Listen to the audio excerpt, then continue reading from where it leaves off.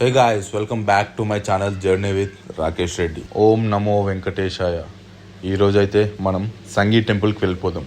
ఇది వచ్చేసి మనకి రామోజీ ఫిలిం సిటీ దగ్గర ఉంటుంది. మన హైదరాబాద్ నగరంలో హయత్ నగర్ దగ్గర ఉన్న సంగీ నగర్లో కొలువై ఉంది. ఇది మన హైదరాబాద్ నగరం నుంచి అప్రాక్సిమేట్లీ 35 కిలోమీటర్స్ ఉంటుంది. ఈ టెంపుల్ని 1991లో సంగీ ఫ్యామిలీ అనే కుటుంబం దీన్ని నిర్మించారు. ఇది పరమానందగిరి అనే కొండపైన ఉంటుంది. దీన్నే చోళ చాళుక్య అని కూడా పిలుస్తారు. సో ఈ టెంపుల్ టైమింగ్స్ వచ్చేసి వీక్ డేస్ లో ఉదయం 8 గంటల నుంచి మధ్యాహ్నం 12 గంటల వరకు, సాయంత్రం 4 గంటల నుంచి రాత్రి 7 గంటల వరకు ఉంటుంది. ఆదివారం మాత్రం ఉదయం 7 గంటల నుంచి రాత్రి 7 గంటల వరకు ఓపెన్ ఉంటుంది. ఇక్కడ పార్కింగ్ టెన్షన్ అయితే ఏం లేదు. ఫుల్ పార్కింగ్ ఉంటుంది.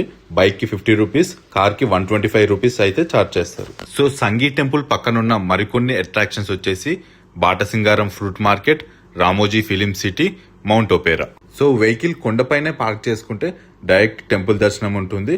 లేదంటే కింద స్టెప్స్ కూడా ఉంటాయి, అది ఎక్కి కూడా మీరు వెళ్ళొచ్చు. సో ఇక్కడ టోటల్ స్టెప్స్ వచ్చేసి 108 ఉంటాయి. సో మీకు గనక నడిచే ఓపిక ఉంటే నా సజెషన్ వచ్చేసి మెట్లెక్కి వెళ్ళమని సజెస్ట్ చేస్తాను. ఆ దేవుణ్ణి తలుచుకొని 108 స్టెప్స్ అయితే ఎక్కేశాను. ఓం నమో వెంకటేశాయ. స్టెప్స్ ఎక్కడం అంత కష్టమేం కాదండి. చాలా మంది ఏజ్డ్ పర్సన్స్ కూడా చాలా అవలీలగా ఎక్కేస్తారు. లొకేషన్ చాలా బాగుంది కదా. ఇక్కడ సినిమా షూటింగ్స్ కూడా చాలా అవుతాయి. ఎగ్జాంపుల్ చిత్రలహరి, ఊసరవెల్లి, నువ్వు నాకు నచ్చావు వంటి చాలా సినిమాలు ఇక్కడే షూట్ చేశారు. టెంపుల్ అయితే కొండపైన చాలా పీస్ఫుల్ గా, చాలా ప్లెజెంట్ గా ఉంటుంది. సో ఈ టెంపుల్లో స్పెషల్ దర్శనం లాంటివి అస్సలు ఉండవు. అందరికీ సమానమైన దర్శనం మాత్రమే ఉంటుంది. సో మీ ఫ్రెండ్స్ అండ్ ఫ్యామిలీతో కంపల్సరీ దర్శించుకోండి. సో ఇక్కడ మెయిన్ టెంపుల్ వచ్చేసి వెంకటేశ్వర స్వామి టెంపుల్. సో ఈ టెంపుల్లోనే చిన్న చిన్న టెంపుల్స్ కూడా ఉంటాయి. శ్రీ సుబ్రహ్మణ్య స్వామి టెంపుల్, శ్రీ దుర్గాదేవి అమ్మవారి టెంపుల్. సో ఇక్కడే మీకు నవగ్రహాలు కూడా ఉంటాయి.